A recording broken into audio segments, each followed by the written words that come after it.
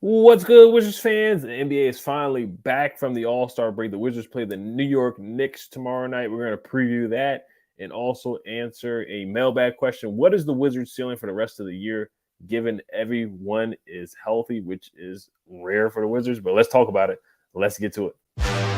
You are Locked On Wizards, your daily Washington Wizards podcast. Part of the Locked On Podcast Network, your team every day. So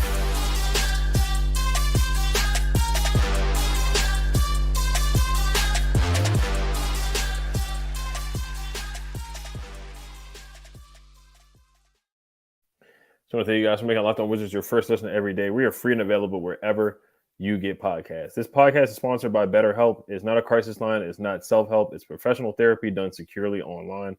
Available to people worldwide, and they have a special offer for my listeners. Get 10% off your first month at betterhelp.com/locked-on. So NBA basketball is finally back, man. It felt like a little while, but it's finally back. I'm excited for the Wizards' first game tomorrow night against the New York Knicks. Friday night basketball. I'm excited. We got another mailbag question from Benz on Twitter. His username is AD_2083. He says, what is our ceiling for the rest of the year, given everyone stays healthy? What's your thoughts? Man, that's a good question. Shout out, man. Good question. Let me say this, man.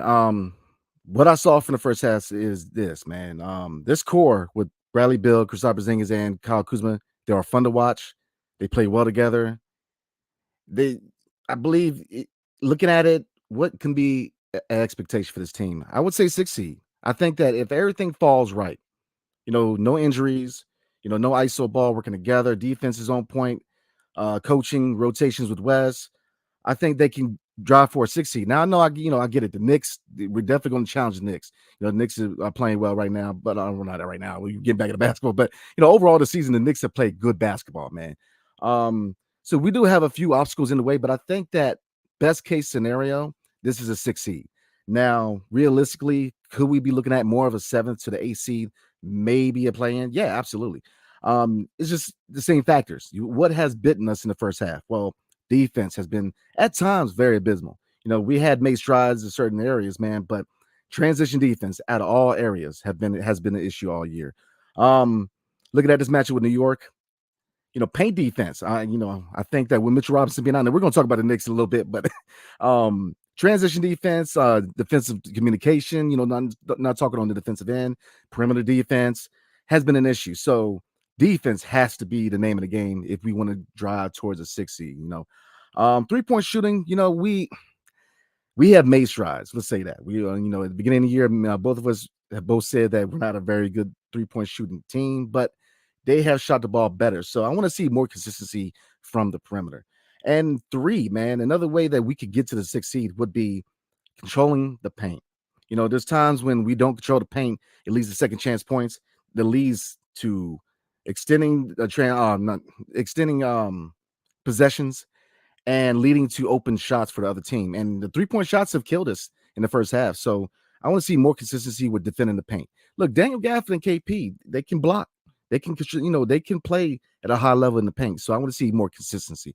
I think if we show up all 3 of these areas, man, I think this can be a 6 seed. But realistically, are we kind of looking at a 7th to 8th? Yeah.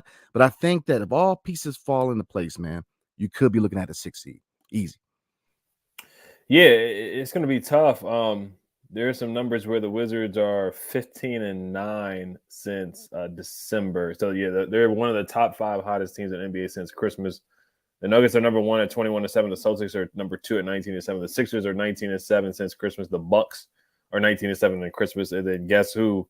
The Wizards are 15-9 since Christmas. So since Christmas, the Wizards have been playing good ball. And that's probably around the time where DeLon Wright got back. They went on the winning streak, the 5-game winning streak.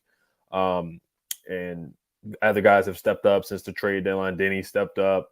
Brad is starting to look like his old self, where he's looked more healthy.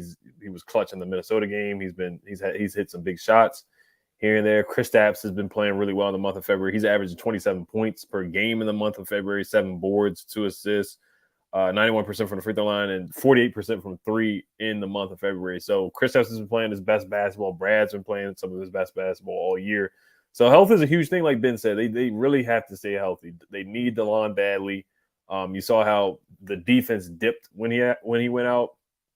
The defense has gotten better with him in there. The switch where Wes started Gafford and Porzingis, like you said, we got to control the paint. They've done better since those two have started together.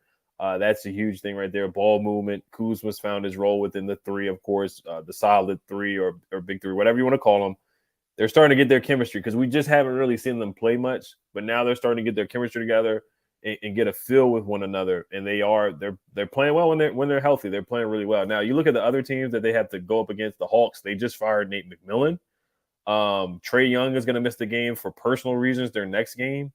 Also, John Collins is going to be out with a concussion. So you got some injuries on that side or just personal things going on with the Hawks. And I heard an interview with John Collins, and he was like, Nate McMillan wasn't the right guy because they needed a guy that had a different coaching style. They're still developing and they're still young. I don't agree with what he said because they were supposed to be a playoff team before the season started. And now they're saying that they fired Nate McMillan because they have young guys they want to develop. So they look like they're imploding, in my opinion. We're a half game behind them. The Miami Heat, I think they're going to get Kevin Love, which I don't think is going to make much of a difference, to be honest. But they're 32-27. The Knicks are 33-27. And the schedule coming up, we're going to play a lot of the teams that we have to leapfrog. You look at the Nets, of course, they lost KD, they lost Kyrie, but they're still a competitive team. So it is going to be hard to get that 6th seed. I do think I think they're going to get the 8th seed because, like I said, I think the Hawks are imploding and the Wizards right now, I think they're playing their best ball with their best chemistry. So you hit all the points, transition defense, three-point defense, three-point shooting has improved. Corey Kispert had a good game last game. If he can keep it up, that's huge. Denny on the defensive side of the ball, DeLon Wright on the defensive side of the ball. We'll see if Jordan Goodwin gets minutes. But, of course, it's going to fall on the three, on the trio. It's going to fall on those guys. Can they stay healthy? Right now, Bradley Beal has knee soreness. So who knows if he's questionable for tomorrow night. So can he stay healthy for a string of games? So that's going to be huge. That's a good question with Benz. But I think to answer the question, I think the ceiling, yes. I think it is the 6th seed. But it's going to be tough, man. It's going to be really hard to get it because the Knicks are a good team and the Heat, every year they're a good team. But I do think the 8th seed is something that's super, super attainable with the Hawks looking like they're imploding right now. So, but yeah, I would say the 6th seed is definitely the ceiling. Yeah, I mean, you hit the nail on the head with roles, man. But before I get into roles, it's like looking at the Knicks and looking at Miami. I think for the Wizards right now, if they want to solidify this solid 3 and really get people excited, they have to really make that the goal, man. Because we got to play these teams hard. Miami, it's time to show and prove. It's enough with talk. It's time to show and prove and really show what his core can do. Because, going back into roles, and you hit the nail on the head, is everybody knowing the role. Bradley Beal going back to being that scoring 2 guard and not really having to be an orchestrator and let the offense flow through KP and Kuz, I think is the best answer. Letting DeLon be the leader of the second unit. Let him be the floor general for the second unit. Because if you look at it, he is the leader of the second unit. With his defense, with his leadership, with his, his prowess in the court, man, let everybody fit into the role, man. I think we could definitely hit the 6th seed. But, New York and Miami, they're playing good ball. They're playing good ball. And, if you look at Miami, they, Jimmy Butler, man, Tyler Hero, he can score, it's going to be tough. But I think that this is the time to really show and prove and really make a lot of people quiet. Because, this fan base is really split. You have one side of the fan base is really getting behind the solid 3 and really, thinking that they could do something. And then the other half is like, they're very skeptical and they still think it's time to rebuild. So if you really want to put a lot of these haters and quiet them down, I hate to be the haters, man, because I'm a guy that says, look, I thought we should have rebuilt, man. So I'm not going to say haters. Can I be a little hater sometimes? Yeah. But, to really try to, I guess what I'm trying to say is to try to unite this fan base, man, and really get everybody to rally behind this group. We have to really, really beat these Miamis and beat these teams like the New York Knicks. So, yeah, I think I'm with you, man. 7 to 8 seed, I think, is a good chance to get it. But, your reach should always, you should always reach higher. And I think that a 6 seed, I think that should be a realistic expectation and goal for us because I don't think we're going higher than 6, man. The East is a beast. And I just don't think we're ready to mess with the beast yet, man. So, yeah, you get that 6 seed. I'm not going to say they're going to beat the Sixers, but the Sixers are just always inconsistent when it gets to playoff time. Right now, they're losing at home to the Grizzlies 59-47. Not too long ago, they lost to the Magic at home as well. They did get the Magic back, but and just looking at the Wizards games coming up, they're playing teams that they're going to be looking in the face, like the Knicks. If they want to get that 6 seed, you're going to have to beat teams like the Knicks. You're going to have to beat the Knicks to leapfrog them. The Bulls, they're in the playoff race too. They're kind of imploding. Lonzo Ball's not he's going to be out for the season, but they did pick up Pat Beverly, so it's going to be tough. You play the Hawks on Tuesday night. It was supposed to be on TNT, but they took that off. So you're playing teams that you have a chance to leapfrog to get that 6th seed. So the next couple of games are going to be pretty huge for the Wizards. But like we said, chemistry, health is going to be huge. Gafford, of course, playing his role. I think everybody knows their role right now, and they're doing it well. And the chemistry is the best. Even Monte stepped up. He knows his role too, just coming in, knocking down some shots, facilitating, not doing too much. We kind of know what we're going to get from him. We're not going to get explosive play, but we know he's going to come in. He's not going to turn the ball over. DeLon, you know what you're going to get from him. He's going to play defense, strap up. Corey's going to come in and knock down shots, and then you just need your trio to step up and finish games. So, but we're going to get to some Bradley Beal comments, and we might revisit some of the hot takes that we had before the season started. That me and Brandon, we could kind of look back and just laugh at them a little bit. But before we do get to that, this episode is brought to you by BetterHelp. Make sure you guys check out BetterHelp. This episode is brought to you by BetterHelp. If you're thinking of giving therapy a try, BetterHelp is a great option. When I'm feeling down, I make sure that I use BetterHelp. I have to use it basically a lot of times after Wizards games when I'm feeling down. It's great therapy to get me back going. I like to exercise. I use exercising and just physical activity to get myself get up for the day and get my energy up whenever I'm feeling down. It's convenient, flexible, affordable, and entirely online. Just fill out a brief questionnaire to get matched with a licensed therapist and switch therapists anytime for no additional charge. It's helpful for learning positive coping skills and how to set boundaries. It empowers you to be the best version of yourself.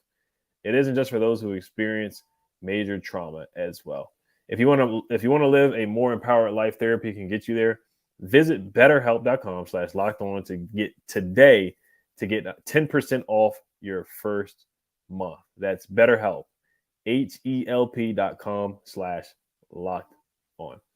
All right, so we're going to talk about Bradley Beal's comments here real quick. This was an interview with Marc J Spears. I got the fan base upset. So I'm going to put up the article here really quick here. I'm going to pull it up. I think he did it a couple days ago, like 2 or 3 days ago. Just bear with me while I'm pulling it up.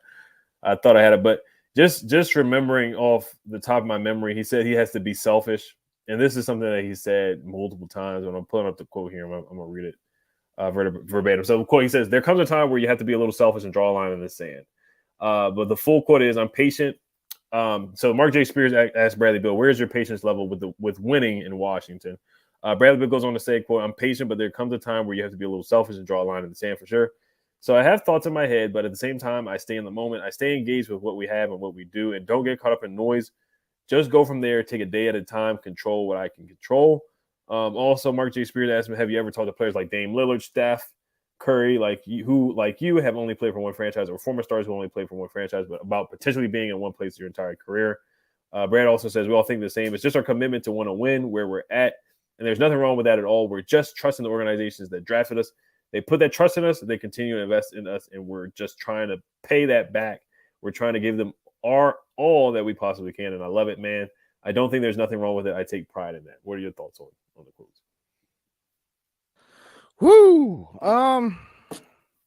And I know we talked about it a little bit yesterday, man. I'm gonna try to keep it short. Yeah.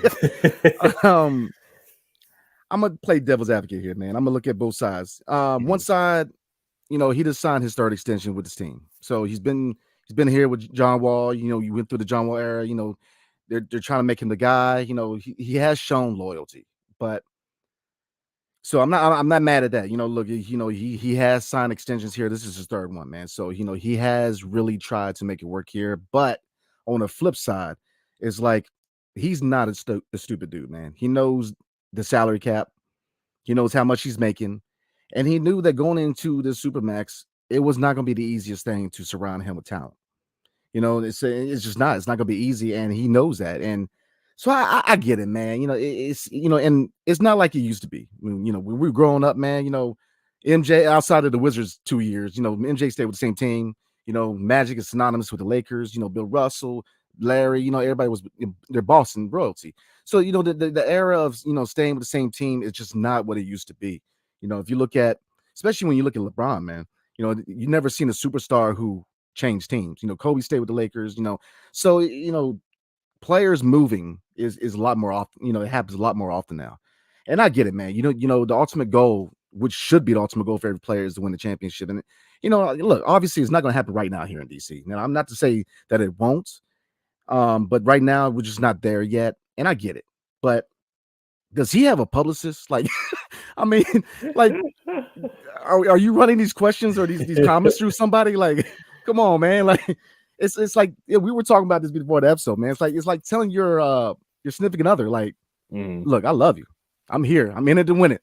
But man, I'm still looking at the other side, man. Like, you ain't trying to hear that. Like, right. Come on. I mean, and the timing is like right before the second half of the season. Like, come on, man. Like, he's got to be more tact than that, man. I get it, man. From his standpoint, he's been here a minute, and he's second all time in scoring for the Wizards, man. He's made a, if you look at the work he's done off the court, we talk about John Wall a lot about the work he's done. Bradley Beal's been out here putting in work off the court too. Dedicating courts over there near Howard. He's done things off the court. He has become synonymous with this community. And then, like we said before, Gilbert Arenas wasn't known to be that guy. But John Wall and now Bradley Beal, him picking up the slack to be that community ambassador, I dig it. But we just you don't want to hear that. We get it. We just don't want to hear that. So I wish you would be a little more tact, but I do get it, man. Mm-hmm. Yeah, I'm basically with you. He said this many times before, where he's had to be selfish, or the interview where he was like, no other teams were available, so he picked the Wizards, so he just settled for the Wizards because nobody else was out there. We both made the analogy with the significant other, just making the Wizards feel like they're just the girl that you just took because there was nobody else out there. So, yeah, I mean, it is you can look at it as a slap in the face of the Wizards organization because they gave him the $250 million. So I'm just kind of, when he makes these comments, he's made it so many times where it's just like, I just look at it and I just move on because what is he going to do about it? We just have to wait and see. If this year doesn't pan out, is he going to request a trade? Or next year, if it doesn't pan out, is he going to request a trade? But they're playing good ball, so like you said, you would expect for him to, say something different. But I get what he's saying from an individual standpoint. But at the same time, it's like, some of these interviews is kind of like, you want to keep some of this information to yourself. Like you said, a publicist, maybe you just keep this close to the vest and just roll with it right now because they are playing. Like I just brought up the stat where they're 15-9 since Christmas. They're playing good ball. They've raised their defensive rating. Like he's been playing better ball. This is some of the best ball he's played this season, really the pack, because last year was a bad year for him. And he stepped his game up for sure. So he could really blame nobody but himself about last year. So yeah, I mean, these comments, it's just, I'm starting to get numb to them. I really am. So, but I get what he's saying too. So, we just got to see him on the court, how he plays and how this pans out. Because they're only going to go as far as he really takes them. And we'll see if they can add talent. If they do make the playoffs and the pick conveys, and they can use one of those first round picks to get, better talent in here. We'll see. Yeah, I mean, like you said, we'll see. We have made strides. Like I said, shout out to Tommy. Mm-hmm. The KP trade was money. Easy. Mm-hmm. I mean, especially for Bertans and Dinwiddie. I mean, to be able to pick this guy up and him playing healthy and playing well, good trade. A Gafford trade, another good trade.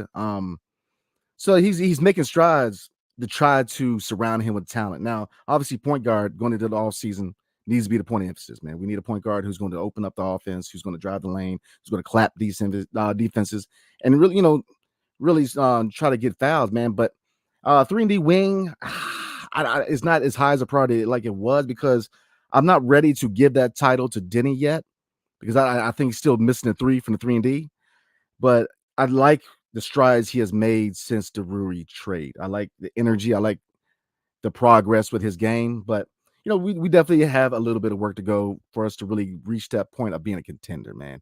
Because, I get it. With the split in the fan base, man, it's like this, man. And we both, we think very similar as far as our vision for this team. And, yes, I was a guy who believed that we need to go ahead and blow it up. But if this team is if this is the core they want to go going forward, as a fan, as somebody who loves his franchise, as far as his team, I want to see us win. That's it. I don't care if Michael Jordan comes out of retirement and him and Scottie Pippen and Marquise Morris form a big three and win. I don't care. As long as we win, man, I'm happy. I want to see wins here in DC. I want to see a championship straight up. I feel like I'm blessed, man, to be able to see a baseball World Series in my lifetime. Because like I said, I was too young for I'm not going to get the old name, but the Commanders. I was too young for the Super Bowls. And so to be able to see a championship 2019 with the Nats, that was money, man. That was a really fun time so I want to see us win a championship. I want to really see the Wizards, really strive to be a franchise who wants to compete for championships. You know what I'm saying? Because people forget, man. People have short memory, especially this new generation. They forget the Golden State used to be hot garbage. They had their times when they went to the playoffs. You had your Baron Davises, but they weren't a good organization, and it took for a long time for them to really build their organization up to they're a dynasty now. Cleveland, man. So there's a lot of examples of teams and cities and franchises that are a small market who make it work and really build up to be a championship contender team. We can do it. It's just drafting's got to get better. Lord have mercy, drafting's got to get better. Let's not even talk about Johnny Davis.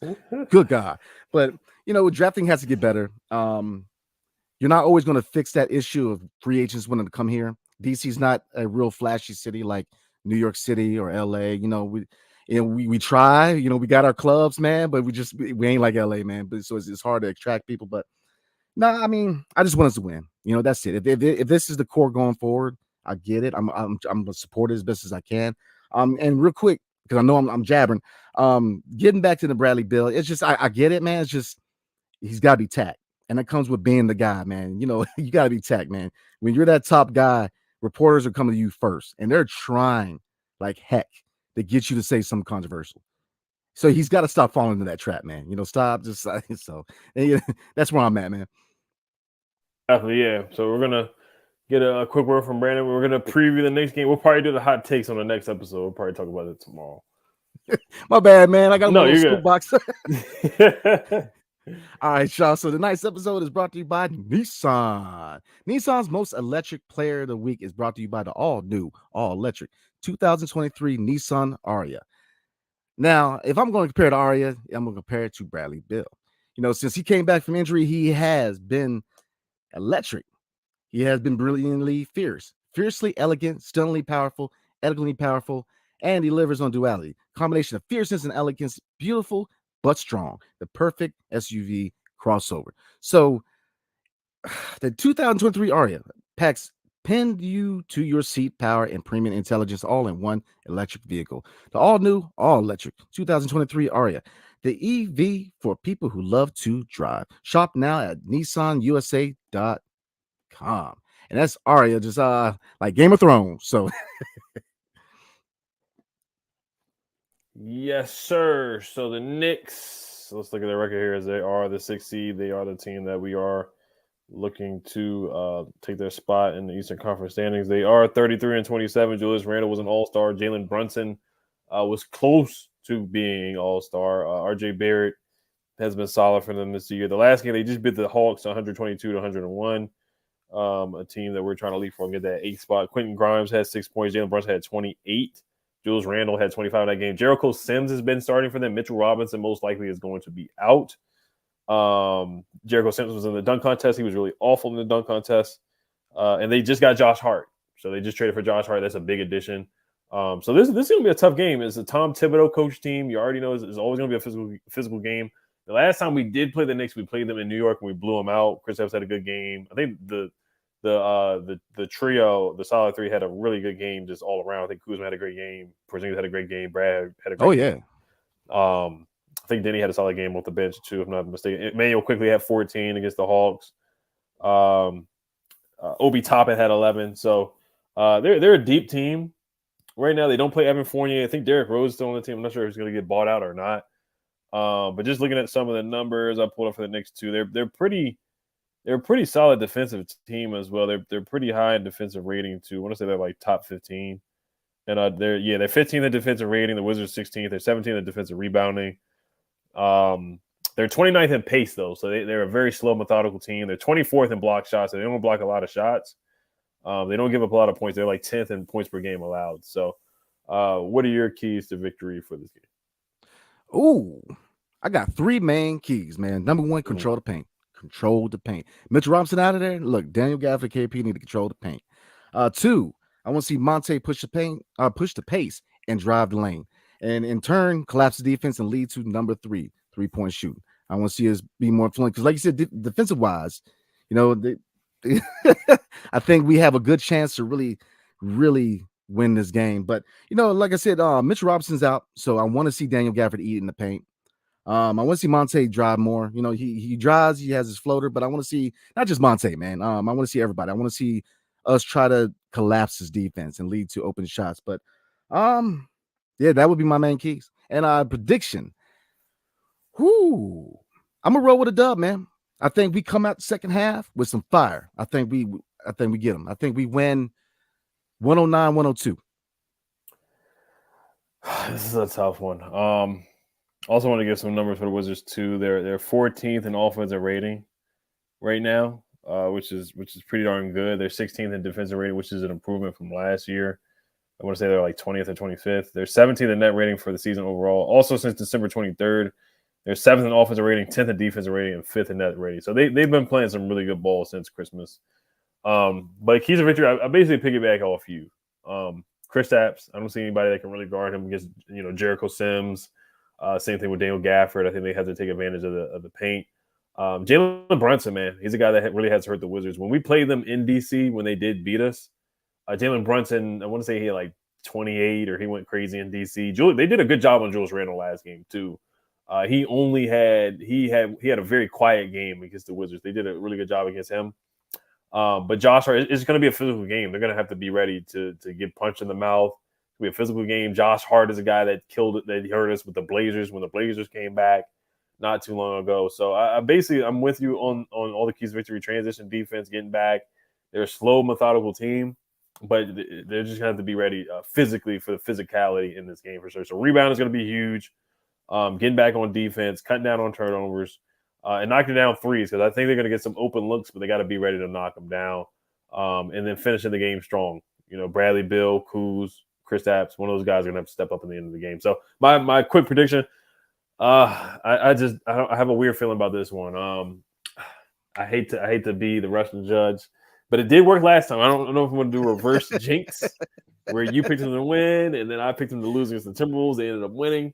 Because every time we both pick them to win, so I'm gonna say they lose this game, but I got them winning against the Hawks. Yeah, I'm with you.